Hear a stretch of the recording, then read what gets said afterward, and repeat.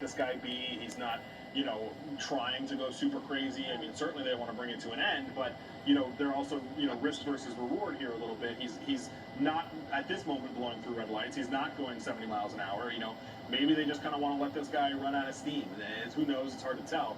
As now we're stopped at a light with a turn signal on, like he's any other driver on the road.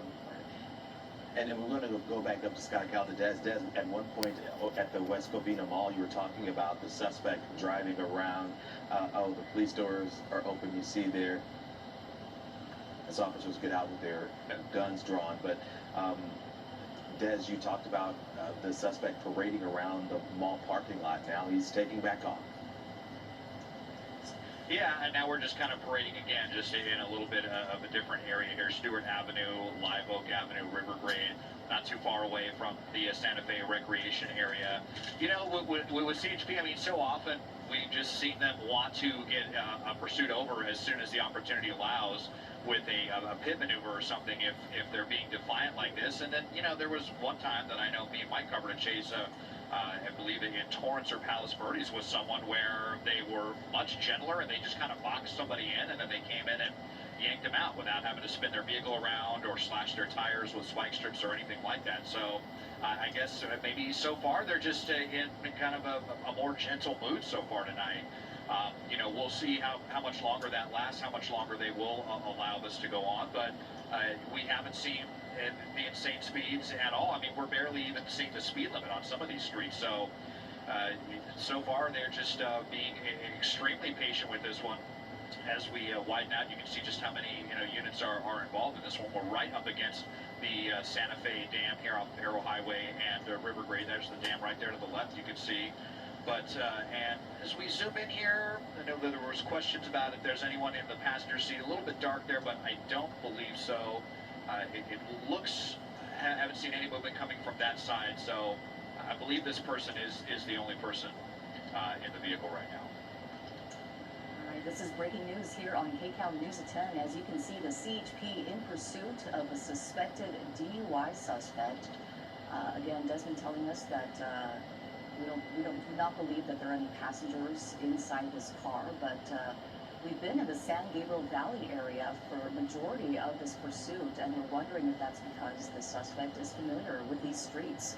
They haven't been going very fast, as you see here, pretty much speed limit, 35 miles per hour on this street, I imagine is about the speed limit, and they have been obeying the speed limit, but we did see them one red light and also start speeding a little bit on the freeway, but outside of that, we haven't seen any big movements that we might pin down that this is actually a DUI suspect. Hard to tell.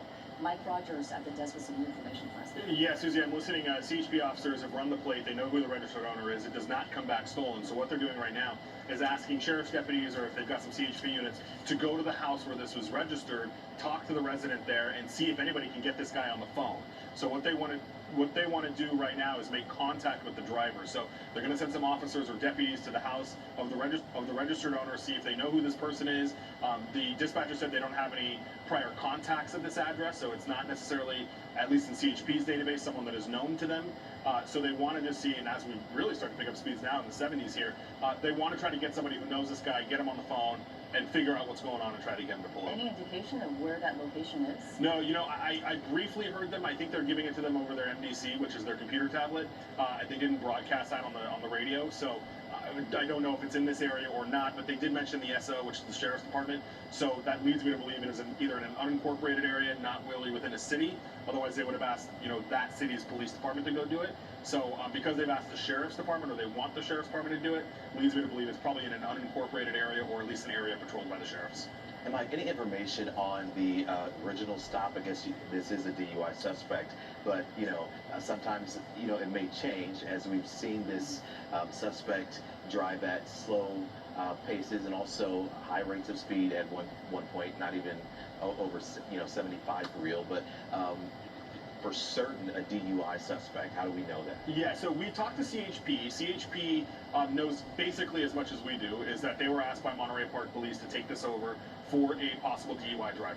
So that is the information CHP has right now. They're obviously trying to gather more by running the license plate, doing things like that. I did hear a couple of minutes ago, though, that there is still a Monterey Park unit, police unit behind this, which as we've talked about, CHP doesn't like that. They want it or they don't. So they asked that Monterey Park unit to back off and drop out of the chase here. But so Monterey Park, for sure, the agency that started it. We tried to call them. My colleagues on the desk, Caden and Jim, have been working the phones out there. Monterey Park Police didn't answer. That's not uncommon. They're a smaller agency. We have a really hard time getting a hold of them, especially during an incident. So we'll have to wait and get some more details from them. But if it's, possible DUI driver would lead me to believe, like we talked about, a simple traffic infraction or weaving or something that made them believe this person is under the influence and tried to make that stop. They're driving within the lanes, driving at speed limit, or lower than that more often, I think, than the speed limit. And we still haven't seen the CHP come in with a pit maneuver or any kind of talk about spike strips, right, Mike? Right. Yeah. And to your point, even going so far under the speed limit could also be indicative of being under the influence. True. This kind of aimless driving, the crossing over the center line, all of that kind of stuff could be signs of somebody that is possibly impaired. Is it an alley or a driveway? Yeah, it looks like here. Yeah, I think we're going into an alley right here. Let's see if this comes out the other side somewhere. So, yeah, we're just in the Bradbury area here off of the 605 and the 210. But first time we've been down in an alley like this. This is calling this Sierra Court, apparently here. Des, is he going eastbound? So, okay. It looks, I believe we're going westbound right now. And this is going to be coming back out, but there you see the freeway off-ramp right there. So right there from the northbound 605 where it ends to Mount Olive Drive. So just skirting right along the 605. So now we're going to be headed south, and there's someone there coming out in the yard wondering what all the ruckus is with all these helicopters and all these bright lights out here in an otherwise pretty quiet neighborhood. So coming, still just getting along here. I mean, we're just kind of idling here at about 10 miles an hour. Just, what are they doing here? Maybe just running out the clock, and where is this going to lead? Let's see. I mean, now we're up against a wash. Looks like this will come back out, though, out onto Central Avenue. It's incredible, just the low speeds that we've been traveling at. But we have seen this before as well, as Mike was mentioning. This could be because of the fact that they are a DUI right now. And it's unclear. We've also seen non-DUI suspects who travel at this rate of speed just to taunt officers. We've seen the whole gamut, obviously, but the CHP not giving up this one, and we haven't seen any stopping methods just yet. But it's curious because we have been in the San Gabriel Valley this entire time, as Mike Rogers at the desk was referring to. Law enforcement agencies have now identified who the owner of this car is, so they are contacting that person, and it did not come back as a stolen car, as Mike was mentioning. So we do know that this car is, who knows, it could be their friend's car, it could be, a family member's car, we don't know, but they are making contact with that owner right now to see if they can make contact with the driver. And Mike, with those two traffic breaks, and it seems like they've had several opportunities to throw out spike strips. Are you surprised they haven't yet? A little, yes and no. I mean, if the want is only DUI, CHP tends to be more aggressive when it's a bigger want, if you will. If the suspect is wanted for something a little bit more. Des and I have a joke. This is the Baldwin Park office of the CHP, and they chase motorcycles like 9 times a week out in Baldwin Park. We never can get to them because they always lose them. But these guys are not unfamiliar in pursuits, and so I was also a little kind of surprised that they kept it. It's just a DUI driver. It's on surface streets, but they haven't wanted to hand it off to any of the locals. They're content with keeping it. But I think that if this was a more aggressive pursuit, if he was driving more dangerously, if the want was a little bit more serious, then we may see those a little bit more aggressive moves from CHP. But CHP is, kind of a little bit on both ends of the spectrum. They can be very aggressive sometimes, or they can be perfectly content to let this, go until it stops, until the driver decides to give it up, as we kind of come up against the train tracks here. Looks like we're parallel. Yeah, so we're up against the Gold Line tracks right here, westbound. Then basically, we're over the top of City of Hope Cancer Center right now. To give you an idea where we are, south of the 210 freeway, so we cross there on Highland Avenue. In fact, I think that may be where you see Hope Drive there on our map tracker, so where he's indicating that he's going to turn, maybe he's just going to do a U-turn here or what, but once again stopped in the crosswalk, but he is stopped at the red light, and officers going to patiently open their doors again with their weapons drawn, as they've done several times now at this point. I'm just listening to the radio traffic here, and as we do make that turn, I think we are going to be. Yeah, we are headed to City of Hope Cancer Center. So let's see what happens next. But I'm just hearing them calling out the streets. The Oxford side seems very calm, and no sense of urgency. Well, now we're into a parking structure here. We'll see if we can come around to the other side, or we're just on the outskirts of the parking garage here. So hang with us here as we come to the other side of this garage. You see the spotlight there. It's still LA County Sheriff's Deputies helicopter. And yeah, I think now. 1 second here as we try to get around this parking structure. Well, yeah, now they're on the south side of it. Okay, looks like they're inside that Of course, they keep going where we're not at. Mm-hmm. You can see them just right under that awning of that building there, on the left side of the screen, perhaps going into the parking structure? Yeah, it looks like I'm listening to the radio traffic. So the road ended now, and it looks like he is going into that parking structure. The CHP officer's right behind him. I mean, obviously, he doesn't have anywhere to go. We'll see if he just drives all the way through it, or if he stays in there. We're listening to the radio traffic right now, but you saw all those units go in there, and this would be a great opportunity for them to try to stop him while he's kind of contained in this parking structure. Certainly the last thing you want to do is be able to, get any kind of access to the hospital or anything like that. Right. Well, They're coming back out, yeah, they're there. Oh, there they are. Oh, yep. Oh, Okay. So interesting just, enough. So did he actually go into another the- weird little diversion there. so did he actually go inside the parking structure? It appears that he did, and I guess I guess it's not one of those structures that has like an arm or anything there where you have to take a ticket or anything like that, because it just went right in and right out. So, but now we are back out, and so I mean this is the second strange diversion that we've had. Earlier again when we first, just before we went to air, they were around the West Covina Mall, circling around that at only about 20 miles an hour. So we're really just kind of parading around the San Gabriel Valley. I mean, it seems like the suspect knows where they're at. I mean, they went into that alley and then came right out the other end, knowing that it wasn't just a one-way or a dead end or anything. And I'm just trying to think where, if this comes, if we're thinking that this person lives in like an unincorporated area, there are quite a few of those in the eastern San Gabriel Valley. There's some areas kind of around West Covina, Baldwin Park, that are unincorporated, so we're not too far away from where this person, where we believe that this car may be registered to. But we'll put the speedometer back up there for you, and you can see it's kind of still just doing as we've been doing now for about the last half hour, just about 20-30 miles an hour, primarily on surface streets. Same speeds and same actions they've been taking. We've seen them going to 2 different parking lots, as Desmond was referring to. They stopped twice at a left turn lane to look back at officers and say a few words, and then continue once again. And they stopped 2 times on the freeway when this pursuit was on the freeway. And looks like they continue to go at slower speeds, but again, we have not seen any stopping methods. Oftentimes, when not a lot of cars are around, and the safety is, of course, the #1 priority, but when there are no cars around and it is an ideal time to do so, they can hit this car and turn it around and stop this vehicle, but they haven't done so yet. Well, and even this is where he's at right now.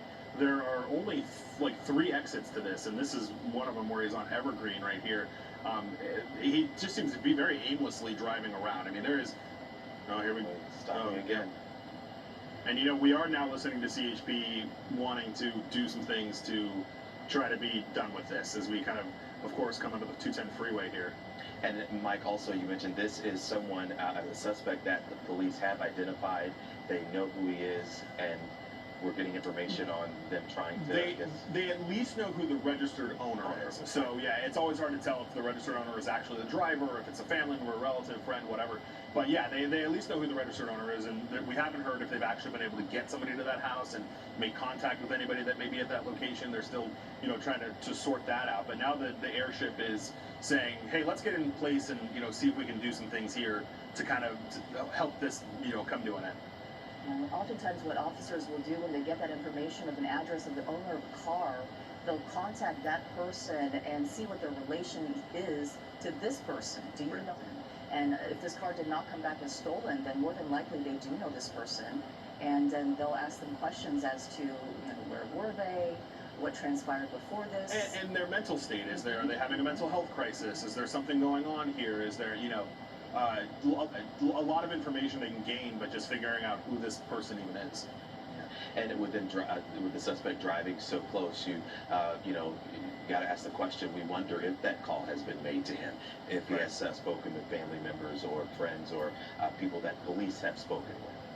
There could be lots going on in that car right now that we don't know about, obviously, but we have seen that person put their head out the window and, put their hands up during multiple times during this pursuit and appear to look like they're going to surrender to police, and then they just put their hands back on the wheel and get back in the car, and they never came out of the car, but their hands back in the car and continue driving. And that's happened multiple times, and that's when we start thinking, okay, first of all, this is a DUI suspect, obviously, so they can be acting in a certain manner or whatever that is, but also just the fact that they could be taunting police, that they know that they're going to continue and get out of their cars, and whenever it comes to a stop, that's the protocol. They have to get out of their cars and draw their guns, and that's what they've been doing. But when the suspect continues, obviously a very frustrating situation for the CHP, but we have seen this before. And just kind of this bizarre pattern of driving too, where sometimes we're abiding by traffic laws, sometimes we're not. Now we're at a stoplight. Sorry, I was listening to some radio traffic. Irwindale PD is trying to get involved in this, and they don't want them to do that either. So, CHP still dealing with this, and really slow speeds, and this now we're stopping at the red lights. Now we're using turn signals, and it just, who knows what this person's thinking and or what is going on through their head while they evade CHP here. And in some of those stops, we see the suspect gesturing out of the car. Yeah. Even at some point, it seemed like he may have been asking, like, why, or or talking to himself or someone in the car, or with officers. Even at one point, we saw him clasping his hands inside, maybe like praying hands or something. We want to go back up to Desmond Shaw with the very latest over this DUI suspect pursuit.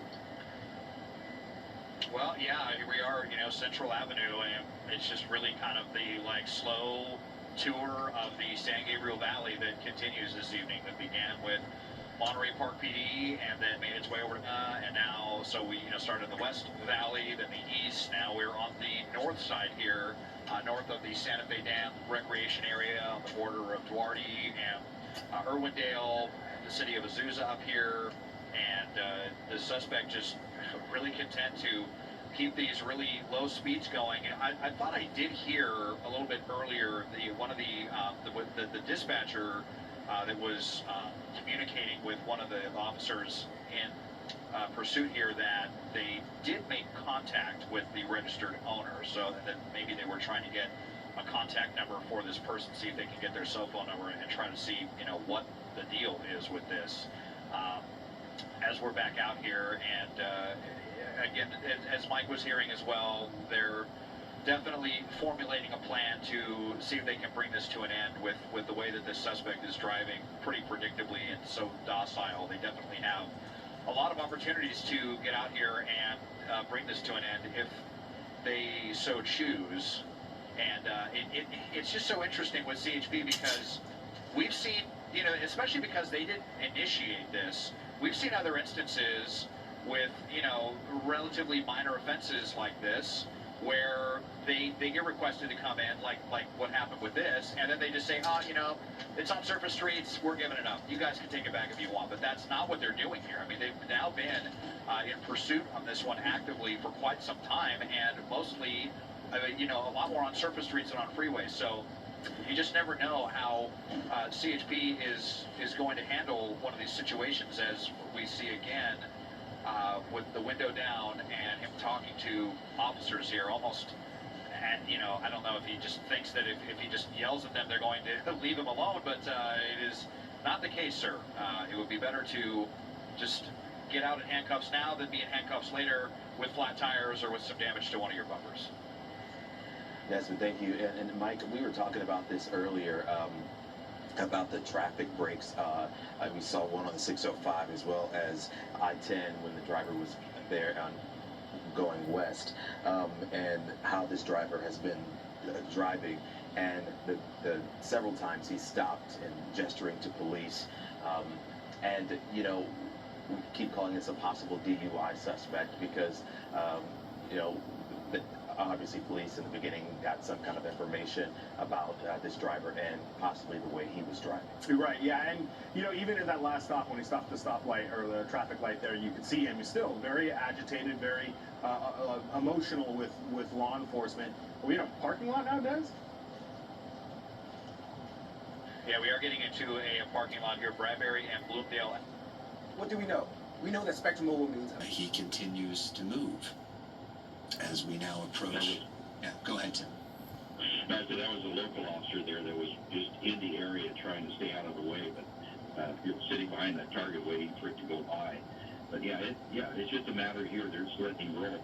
And the one thing I'm really happy about is that all that anger and all that agitation is not translating into the accelerator pedal, and he is driving at that mindset. So it looks like he went through the parking lot back out onto the main streets. But yeah, you have the local PDs are all in the area staying out of the way and waiting for this thing to come to an end to help support the CHP. But as we know from prior pursuits, once CHP takes over pursuit, the local law enforcement units will stay out of pursuit, and CHP is in sole charge of the pursuit because they will not combine with another agency. It's just one of their policies that they use. But yeah, right here again, like I said, going back to my prior statement, it's just looking at the way they're operating here.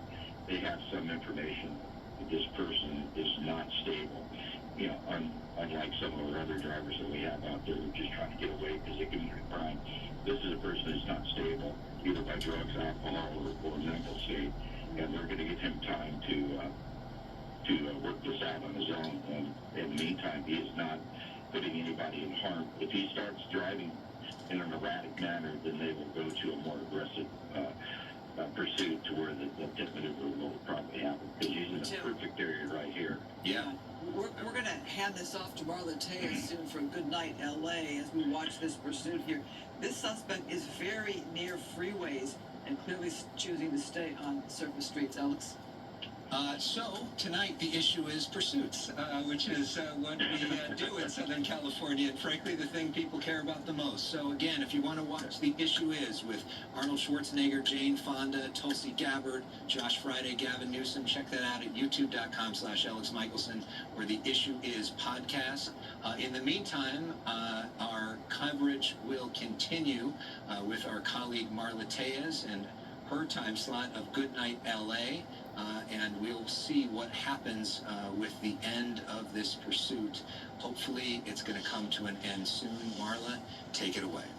Alex and Christine, thank you so much. Marla Tejas here for the start of Good Night LA. Of course, we will stick with this slow-speed pursuit of a possible DUI suspect. This is in the upper San Gabriel Valley. This is where this pursuit has been sort of going round and round for at least the last 20 minutes on surface streets. Oh, you see the spike strips being thrown out right now by a CHP officer, but that driver there just saw that and then decided to make a right turn. This is South Mountain Avenue and Hamilton Road. Tim Lynn, you saw that play out just as I did.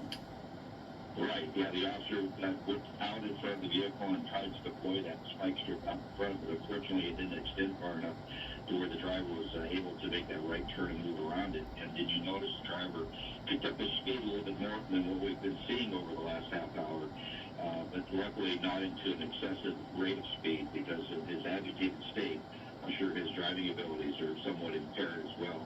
As they said, a possible DUI suspect, but we don't know if it's drugs, alcohol, or a mental impairment that he's dealing with here that's causing him to exhibit those types of driving habits. But right now, as we've been following this, it's just in very slow speeds through residential areas here in the upper San Gabriel area and working through these residential streets, going through parking lots, but not really doing anything exceedingly hazardous. But the officers have gone into a more of a close tracking mode where they're just waiting for that suspect to either give up or get to his destination and pull over.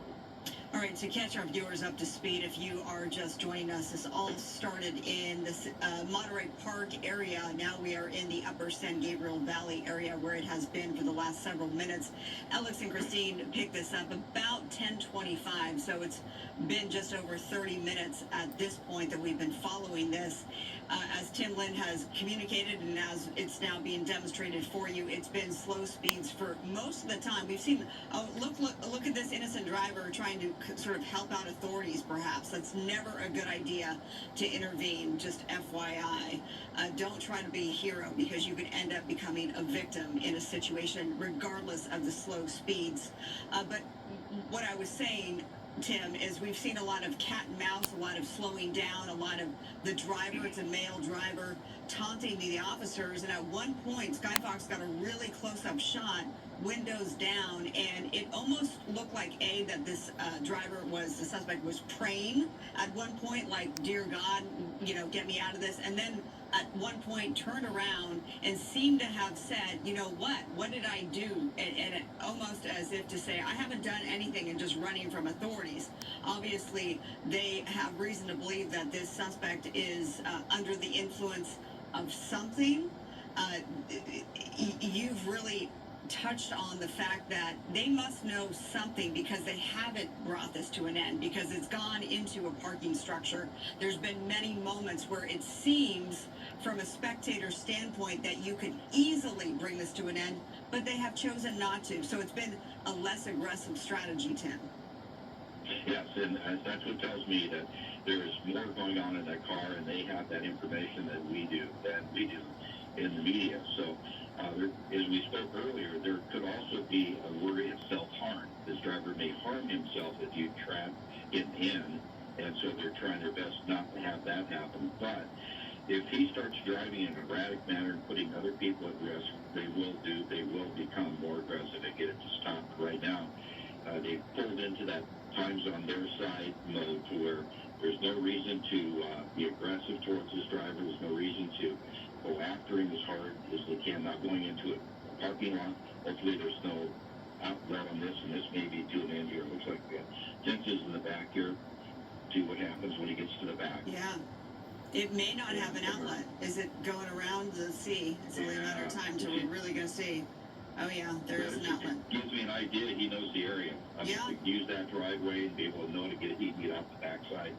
So he may be circling where he lives and just trying to build up the thought or the courage or whatever to pull over and get out of his car and try to go into his house. We talked about earlier that if you know he's trying to get home, let him go home and pull into the driveway. You've taken the most dangerous weapon out of his hand, that vehicle, and then you deal with him when he gets out of the car before he can get into the house. So at that point, they can use other tools in their tool bag to take him into custody. But yeah, they're definitely giving him the run to where he can just go on his own and just kind of cruise through. He's not blasting through intersections on red lights. He's even stopping at red lights.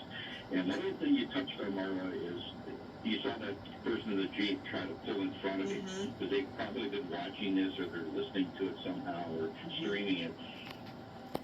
It has happened, and a big rig driver found this out the hard way. That he blocked that pursuit. He was hit by the suspect. The insurance company saw that and denied the claim on the car because it's an intentional act. It's not an accident, and they will not cover the damage on your car. Also, you're putting yourself in liability. If you hurt the person in the car, now you become civilly liable. So it's just nothing worth getting involved. Let the police do their job. I'd like to know what the phase of the light is, but he may be at a red light. But, well, I mean, at this point, what's a red light? Well, I'm saying he's stopping at red lights. That's why he's stopping. Right. He's not stopping to talk to cars. Right. That's just because they've been watching that. Interesting. But I'm hoping that he just gets frustrated enough to get out of the Going car. in another parking lot here, whether this is, it looks like an apartment complex or maybe industrial. It's hard to really get a sense of it. Yeah, more industrial, perhaps. Businesses, business park. Back on the street here. This is in Duarte, by the way. Evergreen Street and Highland Avenue. You make a great point, though, that if you do get involved in this and you try to be the hero, that and if your insurance company gets a hold of that, you're out of luck. So that's never a good idea. I do remember that specific pursuit. We were covering that, and that was a wild one. This isn't necessarily wild, and Alex made the point that this isn't really a danger to the public right now. There's really no one out there on the streets, thank goodness. This is a business center drive, so that was a business park. But, you know, nonetheless, if someone is under the influence, you should not be behind the wheel. My question, though, is given this less aggressive strategy, Tim, the speeds are so low, why in the world are they not pitting? Yeah, it's like I said, the pit, I don't, just from their mannerisms and their mode of what they're operating now, they have some information on this driver that is telling that the pitting is not necessary at this point. They're just hoping for the point of him going back to where he wants to get. Now, at a slow speed like this, it's a little more difficult at a slow speed to hit somebody. He needs to get up into the range that makes it go around, and then now, you know, is there a information that he'll do self-harm? If you pit him in, and now you have a suicidal suspect in there hurting himself, now what do? Now you have to really jump in there, and if he has a firearm, now you're putting yourself in harm's way. You're just making a problem that you didn't need to make. And so, like I said, they're working with a lot more information than we have, and their operations right now is telling me that there's something that they know that we don't. Is why, because like I said, CHP is usually pretty aggressive at ending these pursuits, but it seems to be they've taken the tack of just follow and see what happens and see if he stops. But like I said, if he starts driving aggressively and things of that sort, they will go back to a more aggressive mode and pit him. But I think what they're hoping for, and what I'd be hoping for as a primary unit, is that he's going to box himself in going down a little tiny alley like this, and hopefully there's no ending. This looks like we're on sort of in the middle of a wash here. This is interesting. Yeah, he's gone down a couple of these. Yeah. I mean, it's where he pops out onto a street to where he has local knowledge of these areas. So where, you know, unless you've been through there a bunch, you don't know that. Right. But this is back out into a residential area. So this situation, I mean, there's a reason why they're just following him like this, and I said they have more information than we do. The most aggressive driving that we've seen of late was basically at the top of Goodnight LA at the top of the 11 o'clock hour was when the officer threw out the spike strips, and then he picked up the speed just a little bit, maybe into the 50-mile-per-hour range, but other than that, it's been a really slow speed pursuit. Now we're in an alleyway. Again, we're in Duarte, so always want to remind you, if you are here in this neighborhood, stay inside. Lock your doors, close your windows. Tim, we've been over pursuits together recently where the suspects bail and, you know, they're desperate. So they'll go inside your house. They don't care. They'll go inside your house to try and stay away from authorities and being taken into custody. Now we're at this sort of intersection. It looks like he was deciding, should I turn left or right? We're sticking with, you know, straight here, Crestfield Drive and Maynard Drive, again in the Duarte area. CHP, the agency on this started with Monterey Park Police. CHP picked it up. We've gone through some freeways, but for the most part, it's been on surface streets. At one point, that was interesting. Another moment that was interesting was when it looked like there was, it may have been the City of Hope parking structure where the suspect went in, but was able to come out. We thought that might be the end of it.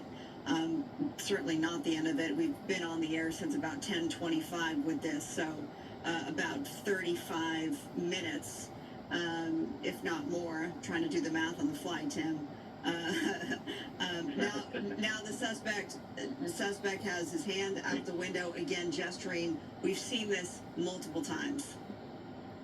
Yeah, and more likely they're yelling at him over the PA system to stop the car and get out. They may be even using his name if they have that information and doing whatever they can to make a connection with that driver to get him to stop. But, you know, going to these areas, prime area for the officers to put on a spike strip, and it looks like the officer there may just ran through one, and then he turned around. I don't know if they got him or not. but going through that parking lot there, just cutting the corner. Okay. So, yeah. And it looked like there was another spike strip attempt. Don't mean to cut you off, but it looked like there was another spike strip that was laid out. Right, and that they knew he was coming out that way, or that was the way he was going to have to come out. I just saw the one CHP officer in the dark, kind of standing off to the side, so you saw the driver make that little turn through that parking lot. So hopefully they had another one there, and that's a way they're going to get this thing to come to an end, is to take out his tires to where the car just doesn't operate anymore. But every time they do that, you see he picks up speed just a little bit, even though it's only up into the 40s. That's, 3 times faster than he has been going. So let's see what happens here. See if they had a successful spike or not. I'm sure the desk is listening to the Pursuit channel to listen to see if they had a successful pit or successful spike strip. So if that has happened, then those needles will go into the tires, slowly let the air out, and eventually, as he drives along, the friction on the ground will start causing those tires to come apart and make the car unable to maneuver, and also take away the drive from the engine to where he can't move along. Right now, it looks like he's doing just fine, working his way along. Looks like foothill here coming up to the intersection to make the turn. So we'll have to just wait and see how this thing's going to end, because it looks like they're not in any hurry to stop. Yeah, so we want to let our viewers know we're now in Irwindale, and I do need to ask you, though, this. What is the difference between, you talk about why they potentially aren't bringing this to an end with the pit maneuver, because of they know more than we do, and this person could be susceptible to self-harm. Looks like they're getting a little closer here as we're zooming out. What's the difference between a pit maneuver and spike strips? I mean, bottom line is to bring this to an end, so why wouldn't they self-harm on spike strips versus a pit maneuver? Well, it's just the way the entrapment feels, to where if you just hit the tires, he slowly starts slowing down. You don't have the agitation at the end. They've got to stop him. The spike strips are the most gentle way to stop him. And I've had 2 pursuits where we've done a pit maneuver, and the suspect ends up stabbing themselves, sitting there as they're trying to take him out of the car, stabbing themselves in his chest and in the stomach, and things of that sort. One was down in Oceanside that started at Huntington Beach, and another one in Huntington Beach was right on Beach Boulevard. I mean, people do the weirdest things on these pursuits, and so you have to take that into account. And obviously, they have an intel that's telling them something in that car is to where they don't want to agitate this person. And as they do the spike strips, that just slowly slows the car down. He has a little bit of hope of getting away, and finally the car just stops. That will pick up some good speed here. And we'll have to hopefully start seeing some deterioration of the tires.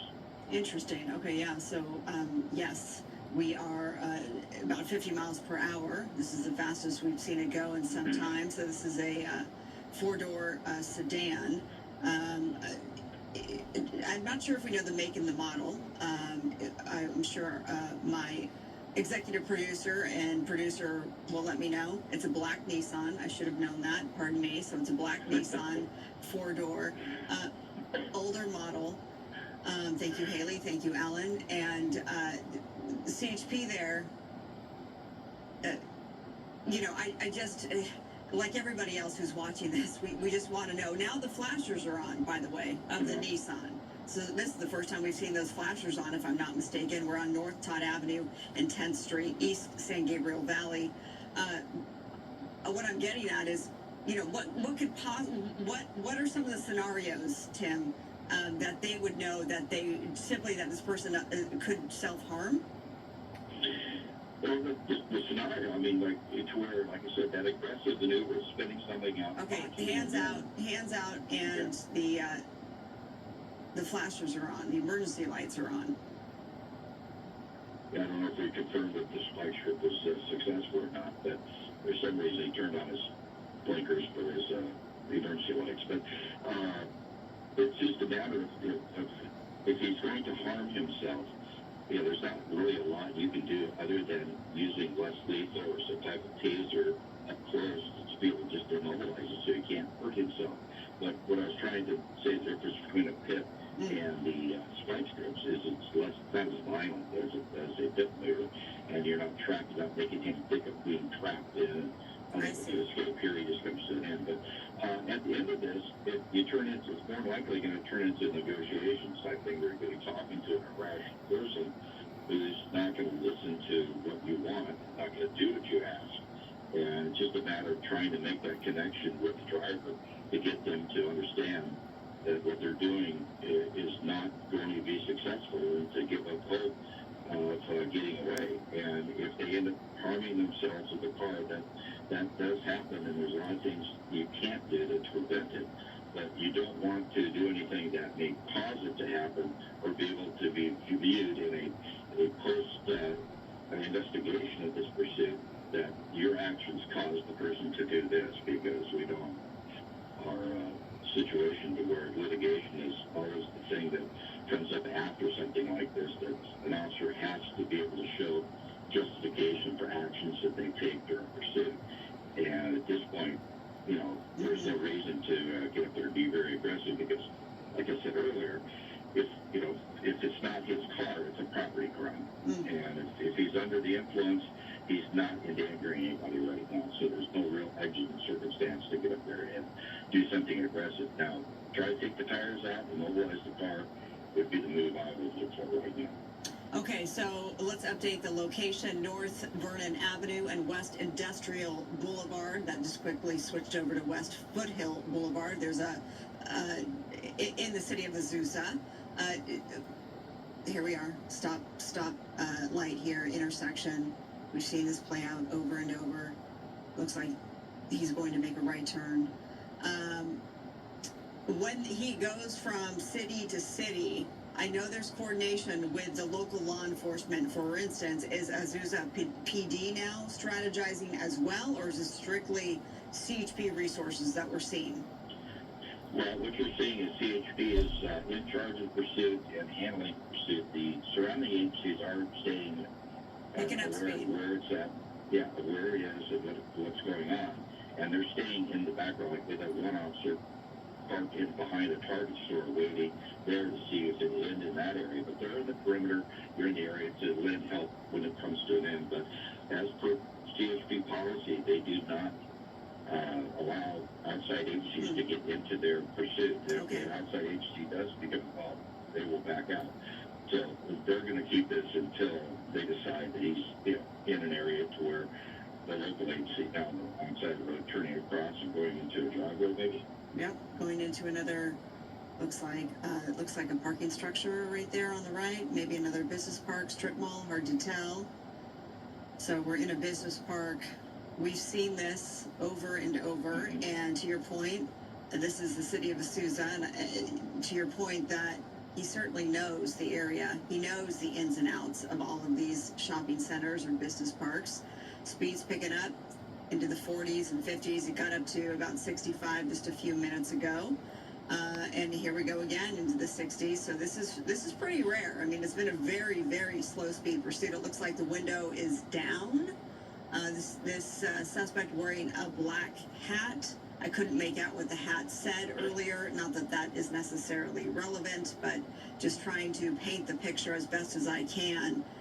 We are now back in Irwindale, North Irwindale Avenue and East Foothill Boulevard in Irwindale, and we're seeing a few more people out and about. Again, if you know anyone out on coming home perhaps late night, let them know that there is this pursuit that is underway. CHP is the lead agency.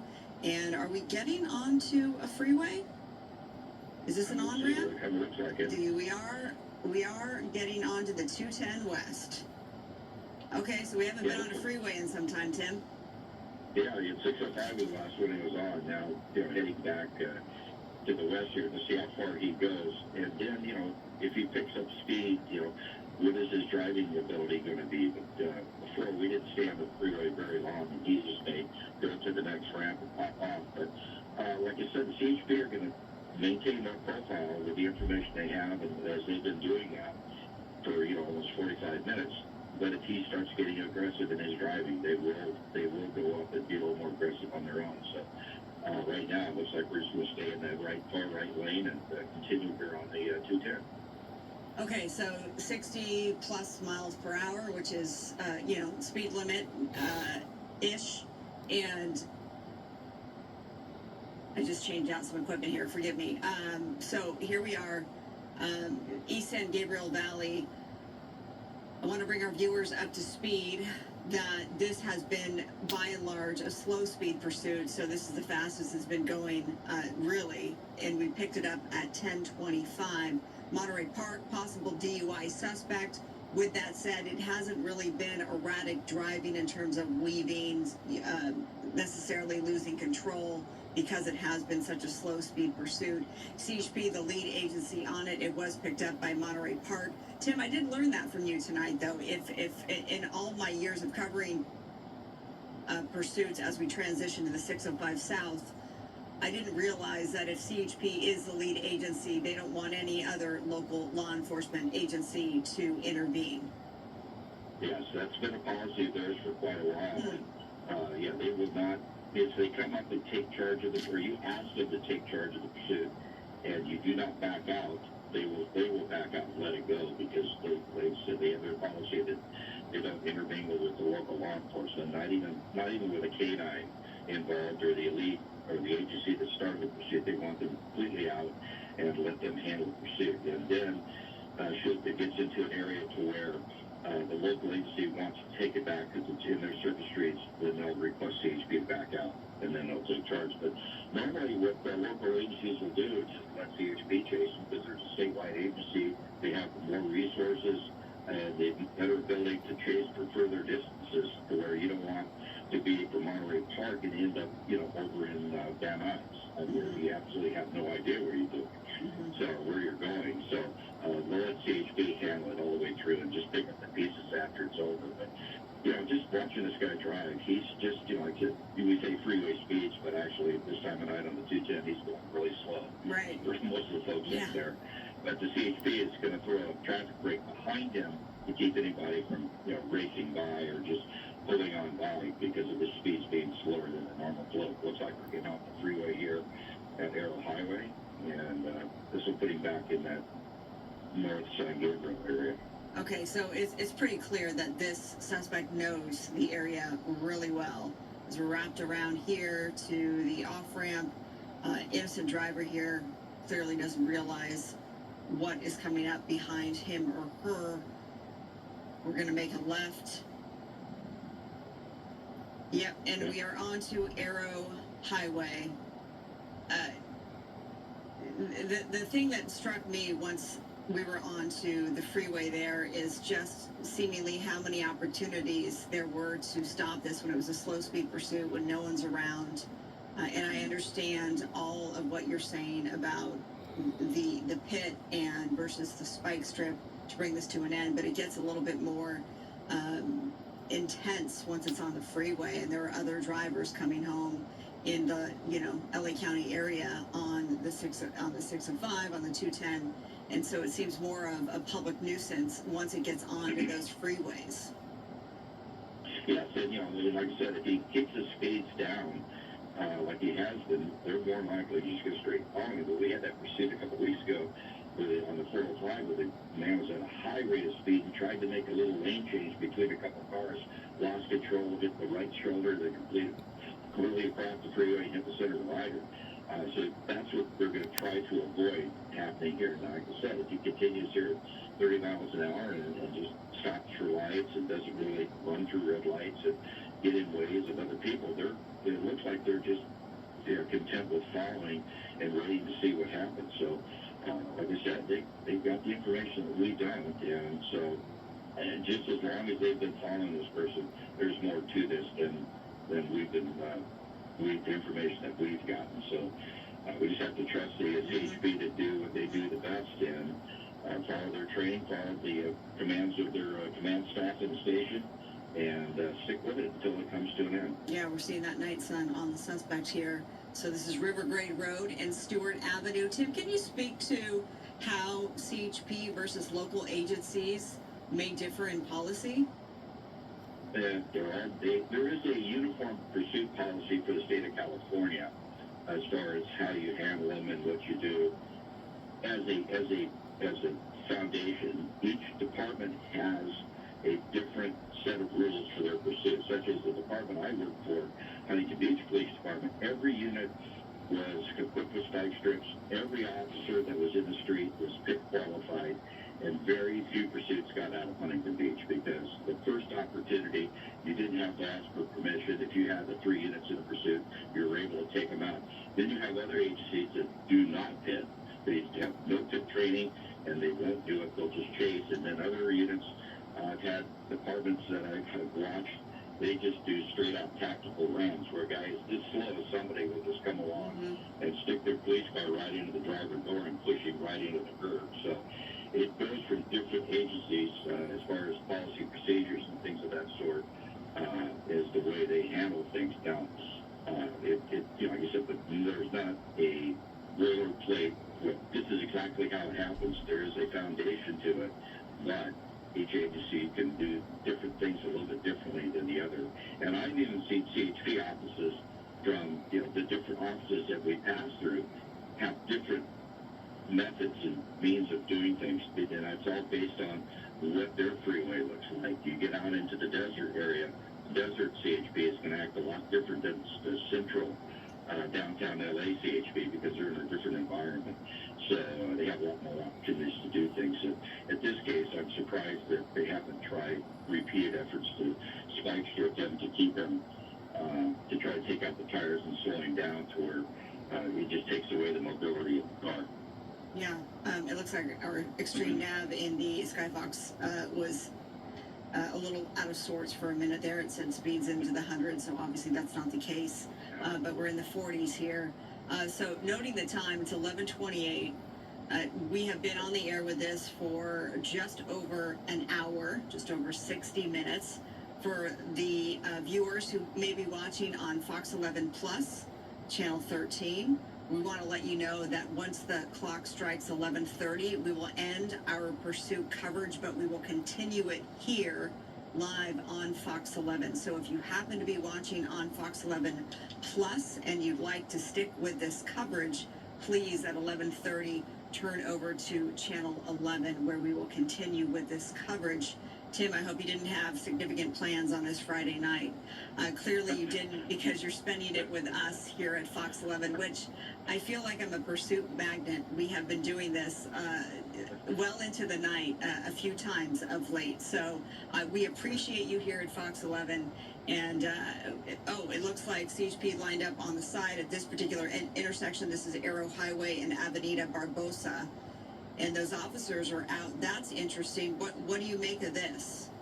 That's local officers there. That is not CHP, right? Okay. Yeah, it's local officers there. I see. They were just sitting, waiting to see where this thing goes, and when it pulled up and stopped, they were taking a position of cover behind their car because they didn't know we still don't know what the intent of this person is, and you always go with the highest level of threat to keep yourself safe. You can always come down from the level of threat. Tim, let me just interrupt you quickly because I want to say a proper good night to the folks watching on Fox 11 Plus. We appreciate you watching. Again, if you'd like to continue with the pursuit coverage, please turn it over to Channel 11. And thank you so much and have a good night. And if you are sticking with us on Good Night LA, Channel 11, our coverage is extending. Right now, we are watching this pursuit of a possible DUI suspect. This is Arrow Highway and Avenida Barbosa. I believe we're still in Irwindale. If I'm not, let me know if that is correct. So we're still in the city of Irwindale.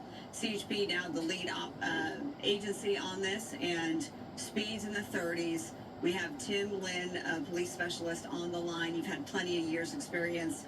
Your insight is invaluable. We've learned a lot from you tonight as to why in the world, authorities are just letting this go on, because it's been going on for well over an hour at this point. We've seen a couple of spike attempts. It looks like that was almost going to be sort of a side swipe / pit there, but no go on that. Clearly now that agitated the driver because speeds are now into the 60s as we're now getting back on to, this would be the 605, if I'm not mistaken. Yep, 605 north here. Tim, and now it looks like CHP may be getting a little bit more aggressive. What I saw there is somebody was getting frustrated and had the shot and wanted to take it the worst way, but knew he couldn't. So, just going back into my police mind and having sat there behind that wheel and been in a situation where you wanted to take it, but you know you don't have authorization to do it. So that clearly tells me now that they've gone into a wait-and-see attitude here. And looking down at the tires, hopefully the light coming on a little bit, we see if we got any problems with tires. But they would have gone flat by now, or they'd started smoking with as much if that spike strip earlier had happened. But yeah, that kind of just confirms my earlier guess that they know what's going on in that car. They have information about the driver, and they're not going to do anything really aggressive to take him out. So. Unless he does something more aggressive himself. But here we're at 51 miles an hour on the 605 freeway here, heading up north. But we followed the 605 freeway last time, and we got off in the north end and pulled onto Arrow Highway. And so we'll see if he ends up doing the same thing here again. So it's certainly mainly the same area. But CHP, like I said, it's the hardest thing to do is to keep your emotions in check while you're trying to follow the suspect and not get too aggressive with him, because that's what the plan is. It looks like we're coming up to the interchange here to see if we're going to change over to the 210 freeway here. Yeah, that's what we're coming up on. This is the fastest it's gone in some time. We were hitting 75 miles per hour, which is, pretty normal speed for the freeway. But nonetheless, given how slow this has been for the last hour, it seems like race car speeds at this point. So this is an older model Nissan black, as you can see, sedan, 4-door. You see the big rig coming up. So this is the most traffic we've really seen. 210 eastbound now. CHP coming up behind. Of course, the flashing lights, that hasn't really resulted in anything as of yet. Throughout this pursuit, we've seen the driver taunt. We've seen the driver, hands out, even the head out of the window there, basically saying what. I've seen that a few times.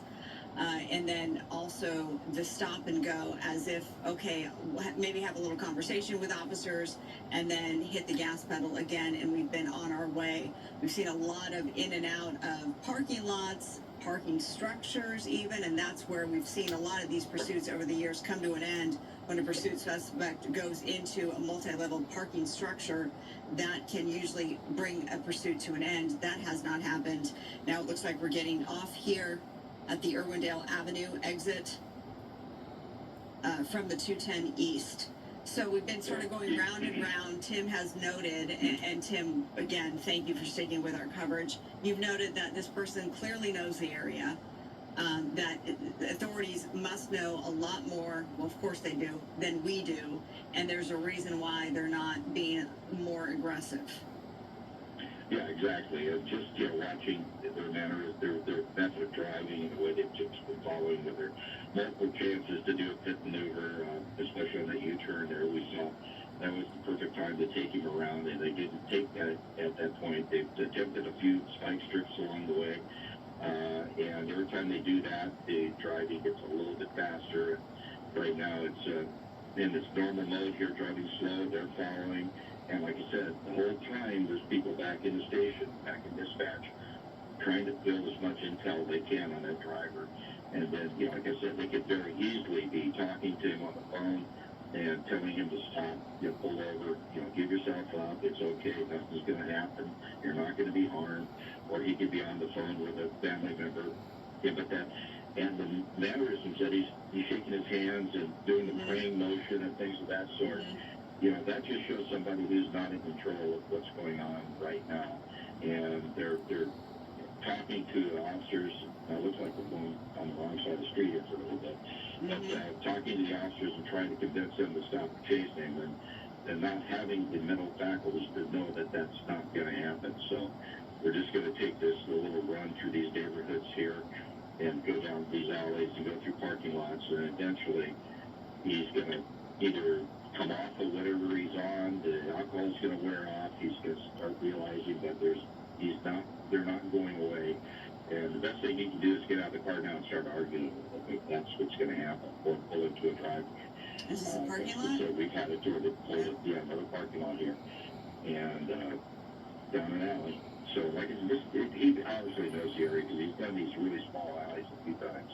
Yeah. And knowing that there's an exit on the other end, you know, that's the biggest hope for the officers is that he'll go down a dead end. But it doesn't look like he's ever gone. It doesn't look like he's going to do that because he knows where he's at. Because he's taking roads that are just very small, just almost like service roads of that side, where he went down that one part where it turns to dirt and then popped back out onto Foothill. So, you know, it's just a matter of time. You see, there's another local agency blocking the street right there, letting them go through. And most of the time, the local agency in a situation like that will not throw a spike strip because they're not in communications with CHP directly. They're going through a patch system to where CHP is talking, their dispatch is hearing it and relaying the information because those agencies in the Los Angeles County area cannot talk directly to each other. The way the radio systems are set up, the way the departments came into existence over the years, you know, many years ago, they don't have a central frequency that they can all speak on. Such as in Orange County, every police car in Orange County, no matter what city they work for, can talk to each other. There's one central pursuit frequency that everybody hears, and so everybody in Orange County, when a pursuit starts, can hear the pursuit, and then if the situation happens, they can talk directly to the officers in the pursuit, or talk directly to the agency that's in pursuit. It's just the way the system is set up in Orange County. Unfortunately, LA County is not set up that way. And so right now it's just a matter of just staying with this pursuit, staying with the suspect, keeping an eye on him, and hoping that he'll come to a stop here sooner than later. We are on now, while you were speaking, the 210 eastbound, just passing the Vernon Avenue exit. We've seen the on and off quite a bit, so it wouldn't surprise me if he takes an exit sooner than later, as we're now a little far away, so we don't necessarily have eyes on that black Nissan. There we go. We see the flashing lights slowing down, but okay, so there's 1, 2, 3, 4. At one point I counted 5 black and whites, and surely there's more. But down below, right there on the right lanes, there it is. I see it again. So the looks like, as mentioned, taking the exit, Vernon Avenue. So we're doing these loops. Suspects clearly familiar with this particular area. As you said, either the high, the alcohol, the drugs, whatever it may be, if this is in fact a DUI suspect, that will wear off at some point. Then we often talk about how much gas does the vehicle have. You know, that is a thought. Obviously, this has been going on for about an hour and 20 minutes that we've been on the air with it. This is North Barbara Avenue, West 3rd Street. And Tim, you know, I'm thinking as a spectator watching this and alerting the public to let them know, you know, what we feel, but as an officer, and looks like CHP is getting close here, going back onto the freeway. Back on the freeway. Yeah. What is the mindset of the officer? Is it frustration? Is it, you tell me, what is the mindset? Well, right now I can tell you that an officer is a human being. I'm sure he's frustrated. I would be frustrated in that lead vehicle to the point, you know, now we're just following this guy. We're just going to stick in with him, and we've got multiple opportunities to stop him. But they've been ordered or told, hey, this is what we're going to do, and you have to follow those orders. We saw that U-turn where he saw the officer start to look like he was going to go for it, and I said, that's for me, it's just pure frustration. But that's where the professionalism comes into effect, where you follow the orders that you are given, and you do what you're told, and you know, follow it as you're doing here, because like I said, they have the information that we don't, and if this guy starts cutting off people and getting in the way of big rigs or doing anything of that sort, Crossing over. Yeah, he's just trying to get off the freeway, and that big rig has to slow down on him. So they're going to just stay with him and not do the pit maneuver. Like I said, we could have a situation here where he's threatened self-harm, should they do that. So hopefully they're just going to get in a position. Luckily, doing all these roundabouts and staying in the same area is going to give the departments or the CHP the ability to run those spike strips. But hopefully that happens to where we can just disable the vehicle and take this weapon away from him, which is that vehicle. So looks like. Oh, look at this. We haven't seen this really. Sorry to interrupt, but just coming up behind this driver, obviously, presumably trying to turn left. It's interesting to me in terms of the driving behavior. Why not just go around and turn left? Why obey at this point the law of the land at this particular stoplight, and the CHP officer with the door open at this point? He's taking a position of cover to where in case this guy pops out of the car, he's able to get down behind that door and return fire if the guy starts firing. But this shows you the mental state. He's been running from the police. I mean, what's a illegal lane change and a red light going to change anything? But in his mind, he's just driving and they're following me, and I don't know why they're following me, but I'm not going to stop. But yeah, it's just tactic that we're doing right here where they fan out, they get a position at advantage. And now the car is, he's just trying to get home, the guy in front of him. And now the light's green and off we go. And we'll see if he makes a U-turn here or just makes the turn through. But yeah, that shows you the mindset of the suspect.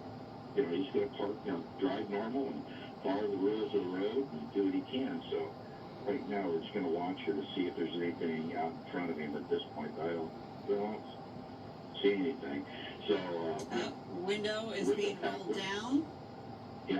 Yeah. And so we'll see. I mean, there's not too much they can do at this point unless they get more aggressive on it.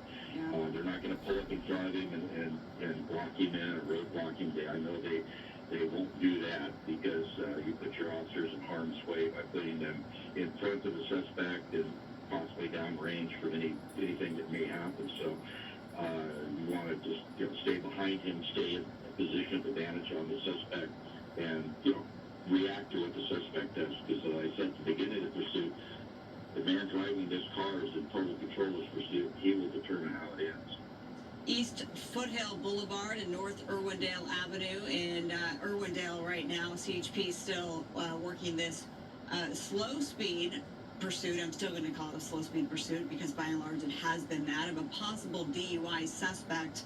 We've seen on and off the 210 freeway in the recent moments here several times, eastbound, then westbound, taking the Vernon Avenue exit, the Irwindale Avenue exit. Now in Huntington Drive and East Foothill Boulevard, according to our Extreme Nav technology, just driving along the San Gabriel River, it looks really dark all of a sudden because those street lights are not there as we're crossing the river. Tim, does this change anything for officers? It just gives them a lot of open area and opportunity. Oh, just a sudden stop. Oh, look at the officer with the gun drawn. Oh, there's a bunch of are the spike strips right there? Yes. Yep. Looks like you might have spike strips down, and he's going to go around them. Hopefully somebody else can throw one out on the other side. Yeah, I mean, that's, they have to take both sides. That would be my only suggestion from 30 plus years of law enforcement experience. If you're going to lay spike strips, spike the whole road at that situation. Cause, you gave them an out there, and they just need to be a little more aggressive on that. I mean, they should have spikes all the way across that bridge. But hindsight being 2020 now, they won't do that again. No. I guarantee that. No, they won't. Like we may have.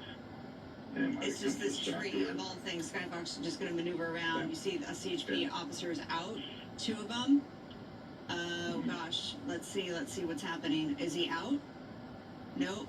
Okay. I wonder what provoked him to just suddenly stop. Again, we have, for folks watching at home, the officer driving around to put the spike strips very good underneath. Right. There you go. So now, if they're going to go, if the suspect is going to drive, it's going to go right over those spikes. Right. Exactly. Yeah. He may have stopped to argue with them about burning his tires, for all you know, at this point. Why he didn't stop. But a good move on that officer to get up there in harm's way, toss those spike strips between the tires so you can't go backwards, you can't go forwards, and He's pointing at the spikes. Yeah, probably tell him to take the spikes out. That's probably what he's asking. You know, demanding they remove the spikes. So that's what the kind of person you're dealing with here.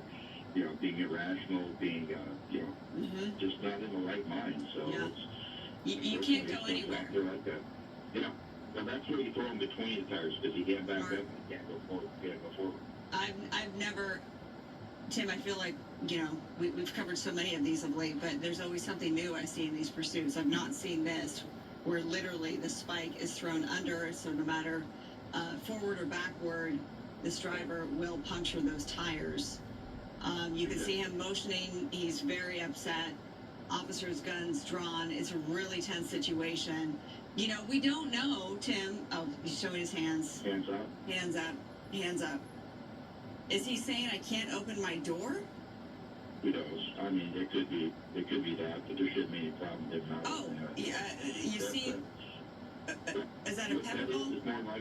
That's more likely a less lethal round to Right. shatter the window. The next thing will go in will be a pepper ball, so they don't start putting in chemical agents to make him encourage him to get out of the car. But they have to break the glass first with either a shotgun round that's less lethal or a 40 millimeter rubber bullet. But they'll take that window out and then they'll start putting pepper balls through that hole. But more likely you'll see another less lethal round go in to knock out the rest of that window so they can make access with the pepper balls or the gas agent, whatever they're using to encourage him to get out of the car. So right now they're, all right, you know, we knocked your window out. It's your time to give up. I'm sticking my hands up, I'm giving up. And so this conversation now is going back and forth between the suspect and the officers. And what they want him to do now is open that door and get out and give up. And that round through that back window is a little bit of encouragement to him to show that they are not, you know, putting up with much more. And you'll start seeing the pepper balls zip in there in a minute if he doesn't comply pretty quickly.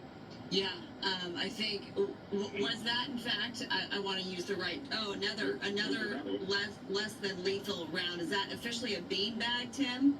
Yeah, a beanbag. Okay, so it's a beanbag, and so He comes out of a 12-gauge shotgun and Yeah. goes through that window pretty easily. It's 1 ounce of pellets inside of a Kevlar Yeah. bag. He's getting And scared of me. Yeah, I'm sure it's quite loud inside the car if he's not hit by the beanbag itself. And now they have access. He's opening doors from the outside. They've given him the proper encouragement to give up. And now the officers are going to have tasers. They're going to have beanbags and then also chemical to be able to take him down if he doesn't give up. Doesn't do the right thing. He's yelling, stop, stop, stop. Yeah. I'm Yeah, sure they- hands up. He's saying, hey, my hands are up, stop. So, you know, he should step out of the vehicle. Right. Yeah. And there he goes. Like I said, There he goes. So he's going to If he step does out. anything, yeah, well, if he does anything other than get out of the car, he's just wrapped up in the seatbelt there a little bit. So, Yeah. So, see what they've been dealing with for the last hour, 15 Yeah. minutes. yeah, it's been about an hour and a half. So he's going to step over the spike strips. You got to have the back to him. Okay. So now, at this point, he seems to be doing what officers want him to do on the ground. Very good. Spread. Officers will approach. They'll check the vehicle. So it looks like he's been there before, putting his hands in his, his back like that. He kind of knows what's going on, what the program is. So, yeah, they'll make that safe approach. Oh, They'll you make see sure the car's laser. clear. You see the laser? Yeah. Yep. And that's probably a patrol rifle, and they'll work their way around him. But the problem is, he's not clear yet. He's got his hands by the back of his waistband, so you don't know if he has a weapon back there or not. But fortunately, they were able to get there, subdue his hands, and now it looks like it's going to be a good for no civilians hurt and suspect in custody. Okay. The suspect is in custody. It's 11:50. We're 20 minutes beyond Goodnight LA. Tim Lynn, I want to thank you so much. I want to, though, let our viewers know this is ending in the city of Irwindale. I don't have the exact location, but you can follow up tomorrow and on our website, foxla.com. Tim Lynn, appreciate you so much. Couldn't have done it without you. Thank you so much. It's good to have that this suspect is now officially in custody. Thank you, Tim. Marla, good night. Okay, and for you at home, if you've been watching this extended coverage of this pursuit of a possible DUI suspect, it has come to an end, and look at that crowd that has amassed in the city of Irwindale as Skyfox is now flying away. We thank you so much for being with us here at Fox 11. I'm Marla Tejas. Have a good weekend. We're going to return you to Dateline already in progress.